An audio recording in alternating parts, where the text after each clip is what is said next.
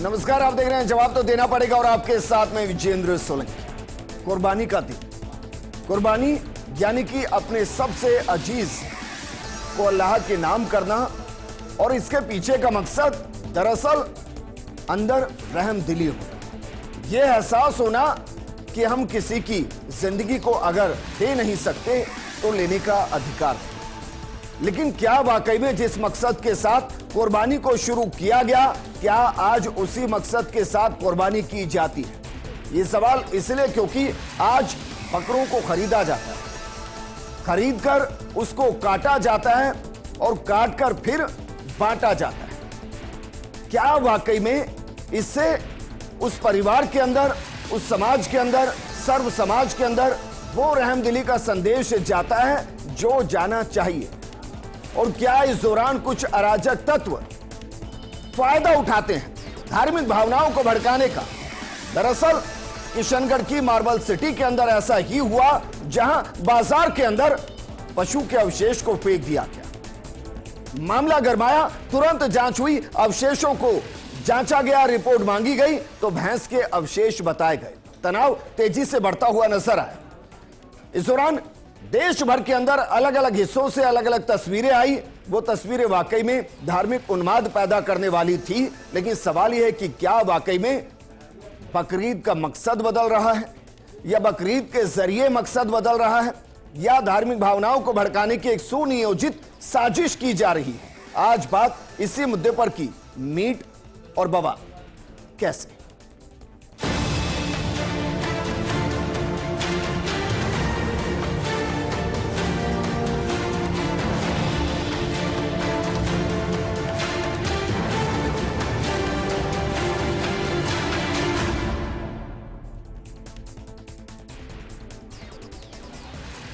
और इस मुद्दे पर बात करने के लिए हमारे साथ मौजूद हैं बीजेपी प्रवक्ता नवीन शर्मा जी, हमारे साथ मौजूद हैं कांग्रेस प्रवक्ता राजकुमार शर्मा जी, हमारे साथ मौजूद हैं मुस्लिम स्कॉलर सैयद असगर अली साहब, और किशनगढ़ से हमारे सहयोगी शुभम जैन जुड़ गए हैं। शुभम, शुरुआत आपके साथ। माने कि जो तनाव पैदा हुआ था वहां शांति बहाल कर दी गई।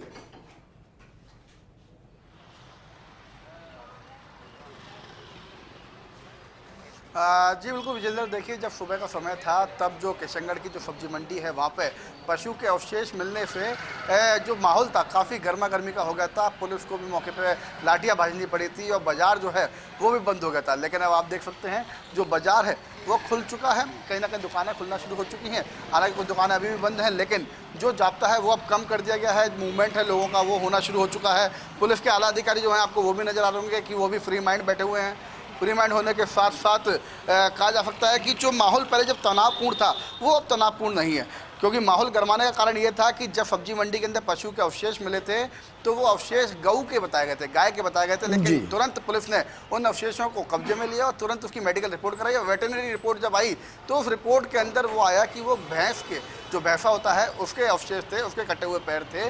तो उनको लेकर के माहौल को किया गया, शांत करवाया गया, और जो अवशेष थे उनको कब्जे में लेने के बाद जिस व्यक्ति के द्वारा वो अवशेष डाले गए थे, पटके गए थे, उसकी तुरंत उसको डिटेन कर लिया गया है। और अब उस पर पड़ताल की जा रही है कि उसका मकसद क्या था, कि गलती से गिर गए थे या कोई धार्मिक भावनाएं भड़काने का मकसद था या कोई अन्य कारण था जो वो गिर गए थे। लेकिन जो माहौल है उसकी अगर बात करें, लेटेस्ट बात करें, तो माहौल अब शांत है, पुलिस के कंट्रोल में है। शुभम, क्योंकि बाकी पैनलिस्ट भी मेरे साथ हैं, जरा ये बताइए आसपास कोई स्लॉटर हाउस है क्या? अमूमन वहां पर इस तरीके से पशुओं को काटा जाता है?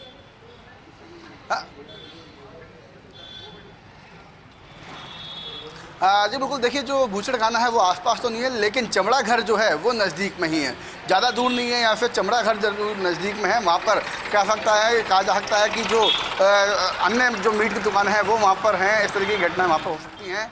जो अवशेष होते हैं वो वहाँ पर जरूर मिल सकते हैं, लेकिन सब्जी मंडी और जो चमड़ा घर है उसकी दूरी करीब आधा 1 किलोमीटर की है। तो वो कहीं ना कहीं जो कहा जा सकता है कि वो वहाँ से तो नहीं आ सकते, लेकिन कहीं ना कहीं कोई ना कोई कमी तो रही होगी कि वो यहाँ पे पहुंचे। ठीक है, वापस मैं आपके पास आऊंगा। सैयद असगर अली साहब, सबसे पहले तो ईद की शुभकामनाएं, क्योंकि कहते हैं कि भाई 3 दिन तक चलता है, तो आज मैं आपको ईद की शुभकामनाएं देता हूं। लेकिन जरा ये बताइए सर, जो हम बकरीद मनाते हैं उसका मकसद क्या रहता है? क्यों हम बकरों की बलि देते हैं?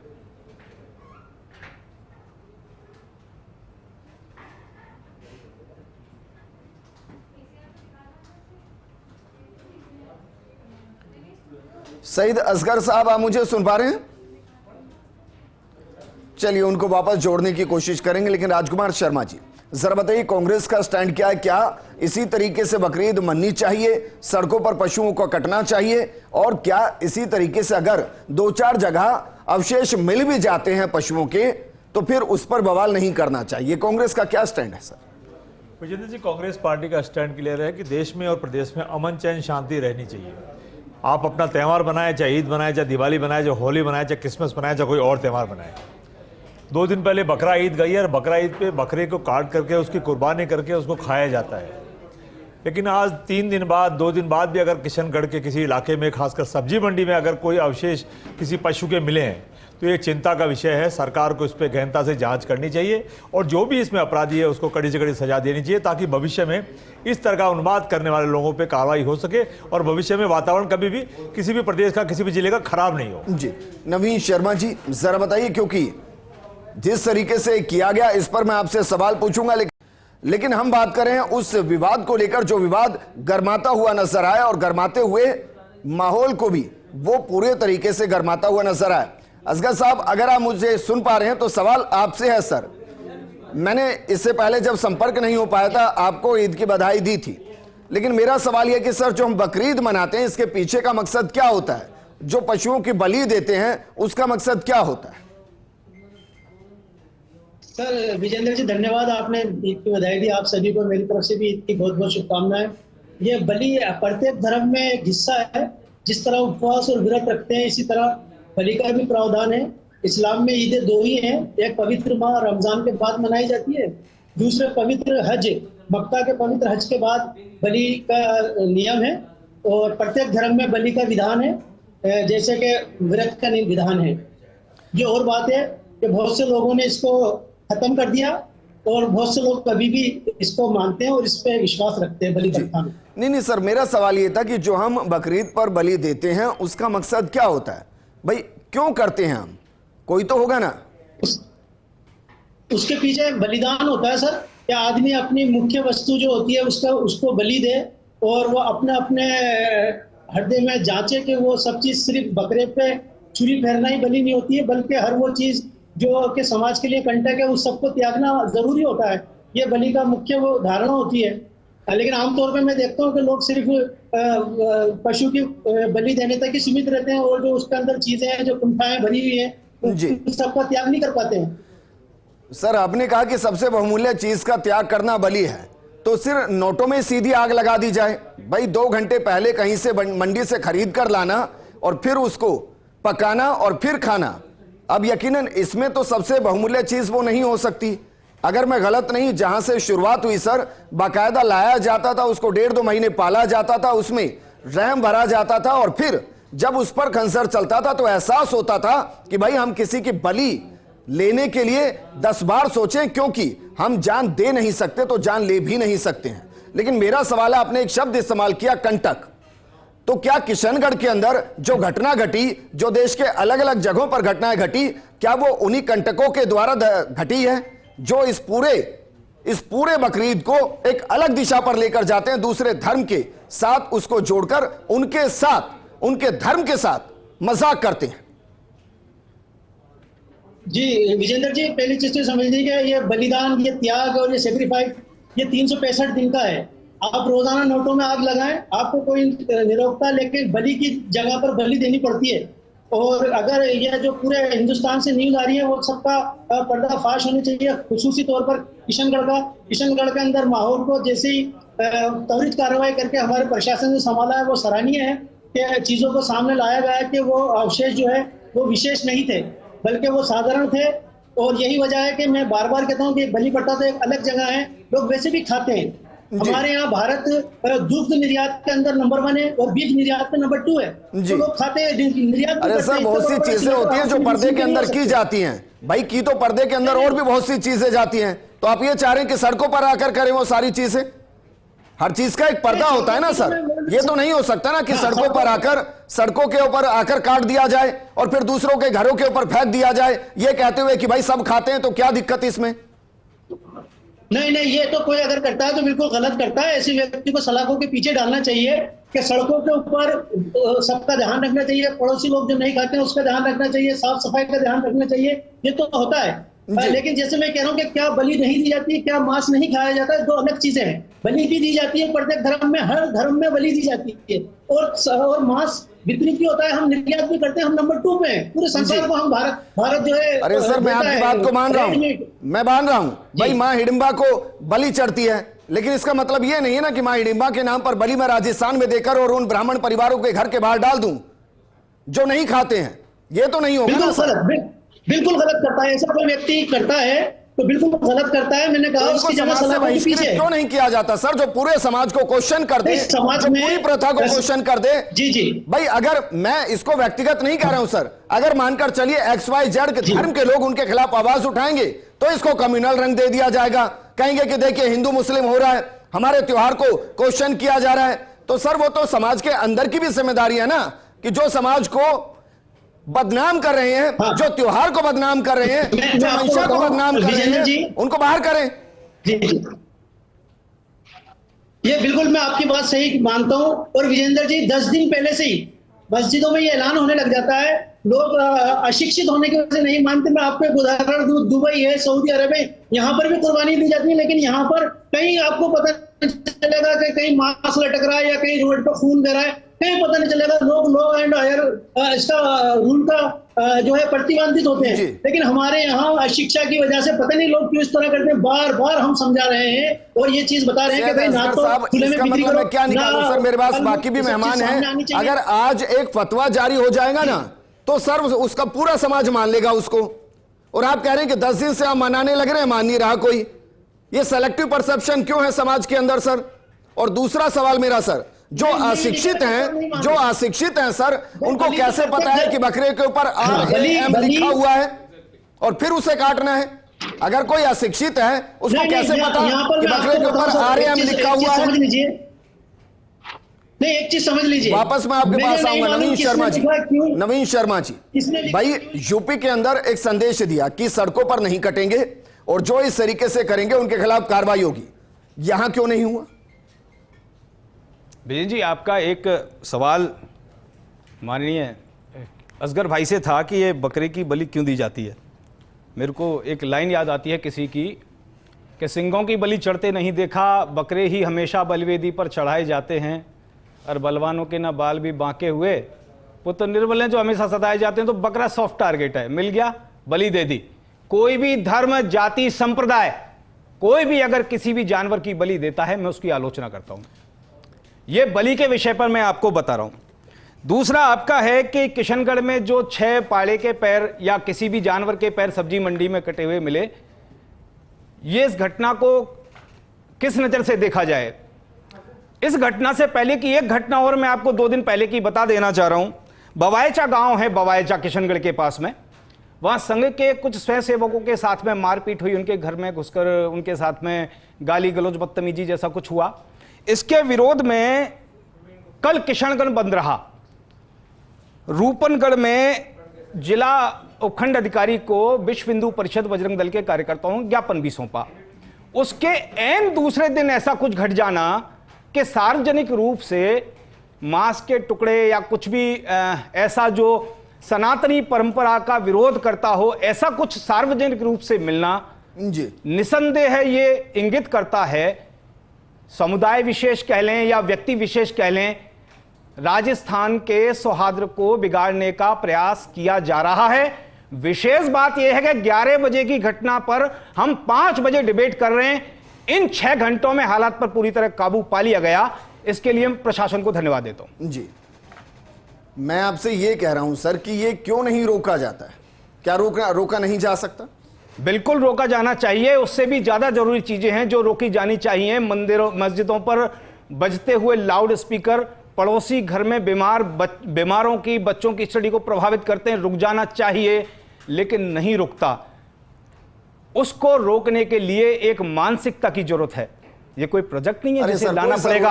और वो मानसिकता, मैं बेवजह की टिप्पणी नहीं चाहता, मैं इसलिए नहीं चाहता क्योंकि आपकी सिस्टम है सर, आपकी सरकार है और सुप्रीम कोर्ट की गाइडलाइन है कि साउंड जो लाउड स्पीकर से निकलेगा वो कितने डेसिमल तक का हो सकता है, उससे ऊपर का नहीं हो सकता। मैं जाकर बंद कराऊंगा क्या? मैं डेसिमल बंद कराऊंगा? आपकी बात से सर, ये आदर्शवादी बातें करना बहुत आसान है, बिल्कुल मैं एक्शन लेना बहुत मुश्किल है। बिल्कुल आपकी बात से सहमत हूं मैं, लेकिन क्या ये प्रश्न किसी चैनल ने, किसी अन्य व्यक्ति ने विगत 5 सालों में किसी सरकार से पूछा?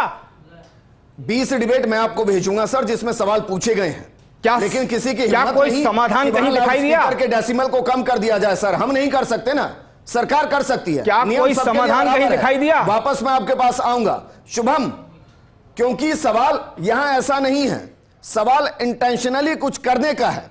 जिसको पकड़ा गया है, क्या उसकी तरफ से कुछ पता चला कि भाई क्यों किया गया? क्योंकि अमूमन हो सकता है कि लेके जा रहा हो, देखा हो कोई नहीं है, फेंक के चला गया।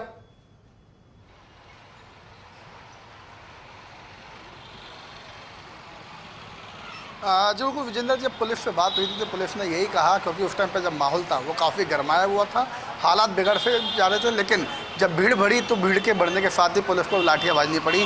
तो पुलिस ने जो है CCTV कैमरे चेक किए गए, उसके अंदर जो व्यक्ति नज़र आया उसको डिटेन किया गया है। हालांकि पुलिस ने अभी तक पूरा खुलासा नहीं किया है कि उसको गिरफ्तार कर लिया, लेकिन वो डिटेन है, गिरफ्तारी में ज़रूर है वो, लेकिन अभी ओपन नहीं किया गया। लेकिन अब उससे क्या बातचीत की जा रही है, क्या कारण रहा, ये जांच का विषय है, जिसको पुलिस ने ये कहा है कि जांच की जाएगी। लेकिन बताया यही जा रहा है कि एक मोटरसाइकिल पर मुंह पर कपड़ा बांध करके एक व्यक्ति आया, उसकी मोटरसाइकिल पर जो नंबर थे वो भी नज़र नहीं आ रहे थे, और उसकी गाड़ी पे है वो गिरा करके चला गया। हालांकि CCTV के अंदर ये नज़र नहीं आ रहा कि उसने गिराया है, फेंका है, लेकिन ये व्यक्ति जो है वो नज़र आ रहा था, जिसकी तस्दीक करने के बाद उसको कुछ ही देर के अंदर उसको डिटेन कर लिया गया, माहौल शांत कराया गया, ताकि जो हिंदुवादी संगठन यहाँ पे पहुँचे थे वो काफ़ी ज़्यादा उग्र होते जा रहे थे, तो उनको भी शांत कराना जरूरी था और स्थिति को कंट्रोल करना था। सैयद असगर अली साहब, भाई आज नहीं हो रहा है ऐसा ना जाने कब से होता आ रहा है। मेरा सवाल यह है कि सर, शांति बहाली की जिम्मेदारी तो सबकी है, ऐसा तो नहीं होगा ना कि भाई एक उकसाता रहे और दूसरा शांत बैठता रहे।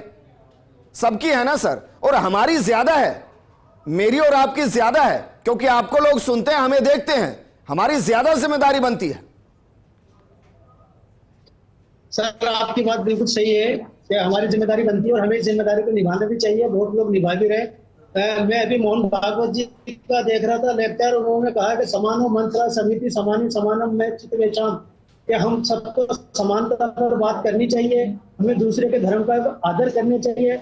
अब यहाँ पे हो रहा है कि माइक से आवाज क्यों आ गई, कि बलि क्यों दे रहे हैं, जबकि मैं आपको अरे असगर साहब, मैंने देखिए उनको भी रोक दिया, छोड़ दीजिए इन बात को, आप भी जानते हो और आप पढ़े लिखे आदमी है भाई, आपको पता है कि सुप्रीम कोर्ट की गाइडलाइन है कि कितने डेसिमल से ऊपर लाउडस्पीकर नहीं बज सकता, बहुत अच्छे से जानते हैं। और आप ये भी जानते हैं कि हर मस्जिद से इसका वायलेशन होता है। अगर मैं कुछ मस्जिदों को छोड़ दूं, और मैं मंदिर भी काउंट कर लेता हूं भाई जहां लाउडस्पीकर बजते हैं, मैं उनको भी अलग नहीं कर रहा, और लेकिन मेरा मुद्दा नहीं है। मेरा मुद्दा यह है सर कि जो जानबूझकर कम्युनल वायलेंस की तरफ लेकर जाते हैं, क्या उनका सबको मिलकर बहिष्कार नहीं करना चाहिए? बिल्कुल, मैं क्या कहता हूँ, सबका बहिष्कार हम करें, लेकिन यहाँ ये एक बात बताएं आप अपने चैनल से कि बलि धर्म का हिस्सा है या नहीं? क्यों गड़ी माई मंदिर के अंदर जो है 30,000 पशुओं की बलि दी जाती है हर तीसरे साल में? क्यों कलकत्ता में जो है कई धर्म अभी भी बलि देते हैं, कई लोगों ने बंद कर दिया, क्या आपको करना चाहिए बंद? असगर साहब, मैंने एक सवाल पूछा था आपसे, मैंने शुरुआत में ये सवाल पूछा था सर, मैंने शुरू में पूछा था सवाल एक आपसे कि भाई जो बकरीद मनाई जाती है उसके पीछे की मंशा क्या है?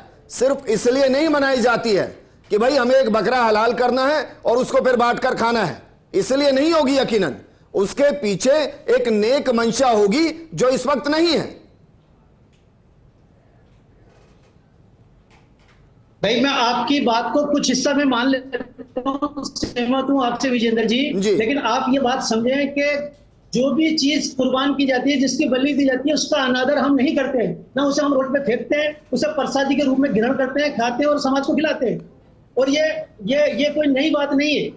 लेकिन तो सर हम इसको कुर्बानी क्यों कहते हैं, फिर दावत क्यों नहीं कहते? भाई जब खाना ही है तो कुर्बानी कैसे सर? भाई अगर रुपयों से कुछ खरीद कर लाए सर, आप समझिए ना, रुपयों से खरीद कर लाए, फिर उसको काटा, जायकेदार मसाले डाले, फिर सबको बांटा, तो कुर्बानी कैसे? ईश्वर के नाम पे बलि देने के बाद ईश्वर कहता है कि नहीं पहुंचता तुम्हारी बलि का खून, नहीं पहुंचता तुम्हारी बलि का गोश्त मेरे तक, मेरे तक तुम्हारे यहाँ सिर्फ ईश्वर परायणता पहुंचती है। इसे जी। तुम खाओ, अपने परिवार को खिलाओ और जो दरिद्र है उनको खिलाओ, 3 हिस्से कर लो। मतलब आप जो ये ईश्वर कह की रहे हैं बात भाई, मानते आप ये कह ईश्वर रहे हैं कहता है कि मत खाओ। असगर साहब आप ये कह रहे ईश्वर कहता है हैं कि कि भाई सुबह 4 बजे शाम को 6 बजे जिन्होंने तक हमें नहीं बनाया, खाते। जिन्होंने अन्य जीव जंतुओं को बनाया, वो ये कह रहे हैं कि भाई इसको आप काट कर खाइए और बांट कर खाइए। आप ये कह रहे हैं क्योंकि भाई मतलब इस्लाम उसको भी तो ईश्वर ने ही बनाया ना संसार सर। में माना जाता है। भाई उसको भी ईश्वर ने ही बनाया है, और उसको ईश्वर भी ने जीने आदेश का दिया अधिकार है। नहीं, ईश्वर ने आदेश दिया है ना, वल अनामा खलक़लकुम फीहा दिफुन व मनाफ़िउ मिन्हा ताकुलून। मतलब में ईश्वर ने आदेश दिया, वले कुल्लि उम्मतिन जअलना मनसकन लियज़कुरुस्मुल्लाह अला मा रज़क़हुम मिन बहीमतिल अनाम। सर, भावार्थ क्या है? समुदाय के अंदर बलि का प्रावधान रखा है, इस पे तुम ईश्वर का नाम लेके इसे खाओ।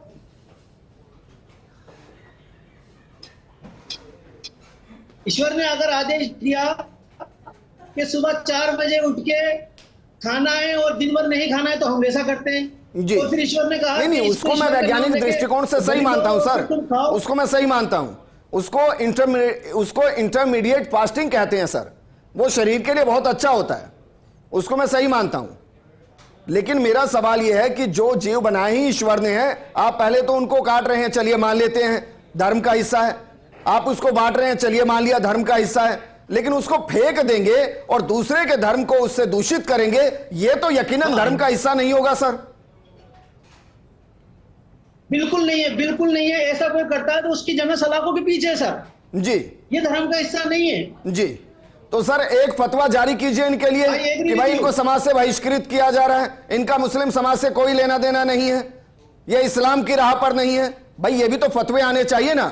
किसी एक फिरके से तो निकले असगर साहब। मैंने ये कहा कि इस बलि की चीज को कोई आपका अनादर नहीं करता। अरे सर मैं उस बात पर जा ही नहीं रहा। मैं ये कह रहा हूं भाई XYZ, मेरी बात सुनिए सर, XYZ व्यक्ति कोई अगर आप XYZ व्यक्ति कोई अगर इस्लाम धर्म पर कोई भी क्वेश्चन करता है तो जितनी मस्जिदें हैं सबसे फतवे निकल जाते हैं सर उसके खिलाफ और सब सड़कों पर आ जाते हैं। लेकिन जो आपके ही अंदर से या मेरे अंदर से धर्म को दूषित कर रहा है, उसके प्रति संकीर्ण मानसिकता रख रहा है, उसके खिलाफ कोई कुछ नहीं करता। यह सेलेक्टिव परसेप्शन क्यों है भाई?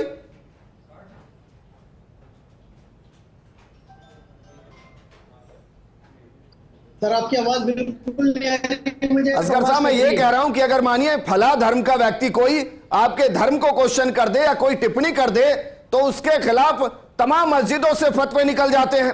लेकिन आपके ही अंदर का कोई व्यक्ति अगर उसी धर्म की मुखालफत कर दे, उसको दूषित करने की कोशिश करे तो फिर कुछ नहीं होता है। यह सिलेक्टिव परसेप्शन क्यों है भाई? इनके खिलाफ भी निकालिए ना फतवा, कीजिए धर्म से बाहर इन्हें।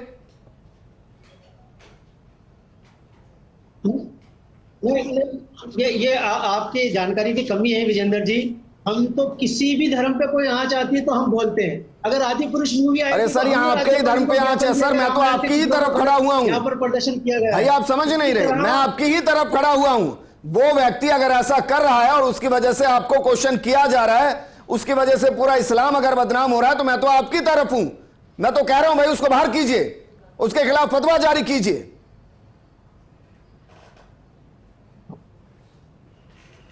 फतवे होते हैं, फतवे हैं बिल्कुल। एक ओपिनियन पूरी ये है कि खुले में ना मांस बिक्री करें, ना खुले में प्रदर्शन करें और ना ही कोई खून खराबा। इस चलिए सर आप कहेंगे तो मैं कम से कम 1000 वीडियो भेजूंगा आपको, 1000 जहां खुले में काटा गया है, खुले में खंजर चला है, किसी पे RM लिखा गया है, किसी पर कुछ लिखा गया है। कहेंगे तो मैं 1000 वीडियो भेजूंगा आपको। वापस मैं आपके पास आऊंगा। राजकुमार शर्मा जी भाई अगर इन पर कार्रवाई होगी जो इस तरीके से कर रहे हैं तो कांग्रेस ये तो नहीं कहेगी ना कि बीजेपी या सरकार धार्मिक भावनाओं को देखते हुए ऐसे कार्रवाई कर रही है?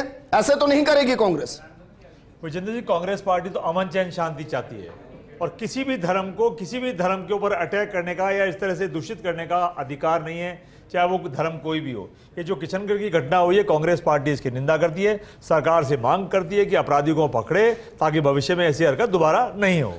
नवीन शर्मा जी भाई यूपी के अंदर बाकायदा की व्यवस्था बनी है कि अगर मानो बकरे काटे भी जाएंगे, चलिए मान लेते हैं एक बार की कि धर्म का हिस्सा और बहुत तेजी से इसको बदला नहीं जा सकता। असगर साहब की बात को बड़ा कर दूं तो कई धर्म ऐसे हैं जिन्होंने इसको पूरे तरीके से खत्म कर दिया है। अब वहां बलि प्रथा नहीं है, लेकिन फिर भी तो एक व्यवस्था कीजिए ना सर कि भाई ये जगह है, जो भी लेकर आ रहा है यहां कटवाइए, घर लेकर जाइए, गली गली बाजार बाजार में नहीं चलेगा। इस विषय में विजेंद्र जी, सरकार को जो कदम उठाने हैं, सरकार जल्दी इस विषय में ठोस कदम उठाएगी। उससे पहले जो आवश्यकता है, समुदाय विशेष की मानसिकता अगर ठीक हो तब जाकर इसको ज़्यादा बेहतर तरीके से इंप्लीमेंट में लिया जा सकता है। अभी आपके ध्यान में नवी मुंबई में एक बकरे के ऊपर आ रहे हैं हम लिखकर उसको बेचने का प्रयास किया गया। मैं पूछना चाहता हूँ, यहाँ असगर जी मुझे सुन रहे होंगे, क्या किसी भी इस्लामिक संगठन ने उस व्यक्ति के ऊपर कोई कार्रवाई करने का प्रयास किया? इससे यह जाहिर होता है कि ये मानसिकता जो है, इस मानसिकता के बदले बिना सिर्फ कानून से, सिर्फ ताकत से, सिर्फ प्रशासन के जोर पर हम पूरी तरह दुरुस्त उन चीजों को नहीं कर पाएंगे। मेरी यही गुजारिश असगर भाई से है कि अगर आपको मेरी बात समझ में आ रही हो, इंटरनल लेवल पे कुछ इसके प्रयास करिए कि हम इन चीजों को सुधार सकें। असगर जी, मुझे प्रोग्राम क्लोज करना है सर। फाइनल कमेंट मैं आपसे ही चाहूंगा, शुरू भी मैंने आपसे ही किया था, बताइए। जी सर, मैं तो ये कहना चाहता हूं कि ऐसी कोई भी घटना जो हुई है, इसको पहली चीज तो शाबाश है हमारी पुलिस को, उसने कहा जहां तक बनी प्रथा की बात है 365 दिन में एक बार होती है, लेकिन स्लेटर हाउस में कंटिन्यू बलि दी जा रही है। हमारा भारत नंबर 2 पे बीफ निर्यात में इन पर कार्रवाई होनी चाहिए। कई जगह, कई प्रदेशों में तो हमारे प्रतिबंधित मांस भी बेचा जाता है, जैसे गोवा और कर्नाटक वगैरह है, तो इस पे सब पे लगाम लगनी चाहिए। यहाँ तक मैं कहूंगा कि गाय को राष्ट्रीय पशु घोषित किया जाना चाहिए। ये आपने बड़ी बात की है असगर साहब, और ये आपकी तरफ से कहना ही बड़ी बात है। बहुत शुक्रिया। अब देखना ये है कि नवीन जी हैं और जो बाकी गौ माता कहते हैं, क्या वाकई में गाय को राष्ट्रीय माता या राष्ट्रीय पशु के साथ उनको पूजनीय है? ये कुछ ऐसी व्यवस्था करेंगे कि कटने से बन जाए। हालांकि वैसे तो सड़कों पर भी बहुत ज्यादा घूमती है और फिर उसका एक अलग इशू, लेकिन जो मैं आपसे पूछ रहा था ना असगर साहब, उसका जवाब आपने अंत तक नहीं दिया कि इसके पीछे मकसद क्या था और क्यों हम इसको आज की तारीख में खत्म नहीं कर सकते हैं। ऐसा क्या है कि हम इसको इतनी बड़ी तादाद में कर रहे हैं और अच्छे से कर रहे हैं? भाई अगर कोई कुप्रथा है तो उसको रोका भी तो जा सकता है ना। सारी कुप्रथाओं को हमेशा ऐसा थोड़ी ना कि ढोकर ही आगे चलेंगे। शुक्रिया हमारे साथ जुड़ने के लिए राजकुमार जी, आपके साथ भी शुक्रिया, और तमाम मेहमान जुड़े सभी का शुक्रिया। और देखिए, जो ये लोग होते हैं ना, जो एक दूसरे के बीच में फसाद पैदा कराना चाहते हैं, मैं अपने अनुभव से यकीन से कह सकता हूं वो ना इस धर्म के ना उस धर्म के हैं। वो जिस धर्म से हैं उसको कहते हैं आपराधिक धर्म, और सभी को उनकी मजम्मत करनी चाहिए। नमस्कार।